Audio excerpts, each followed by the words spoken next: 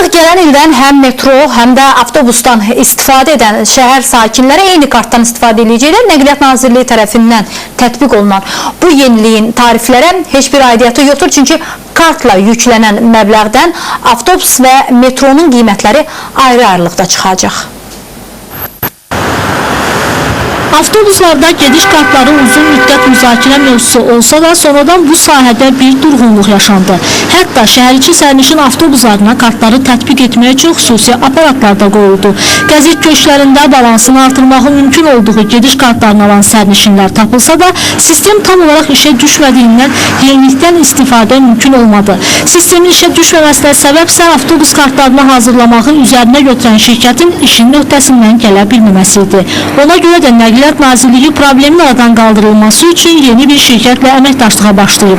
Yeni hazırlanacaq gediş kartlarını isə təkcə avtobuslarda deyil, metroda da istifadə etmək mümkün olacaq. Gələn il mart ayının 1-nə qədər 6 ay müddətində biz bu layihəni tam yekunlaşdırıb istismara verəcəyik.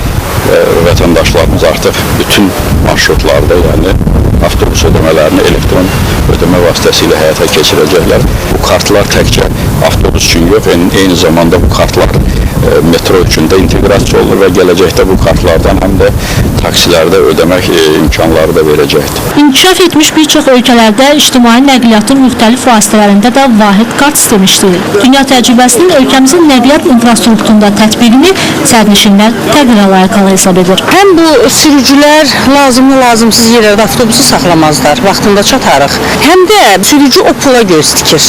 Kart olan formada sürücü rahat maşını sürəcək. Bir kağıza gəzdirərik də, ikisini gəzdirmərik. Yaxşı olar, pis olmaz. Olsa qiymətlər eynidir də. Əslində avtobusun və metronun gediş üçün eyni kartdan istifadə etməsinin tariflərə aidiyyatı yoxdur. Çünki karta yükləniləcək məbləğdən avtobus və metronun qiymətləri ayrı-ayrılıqda çıxacaq.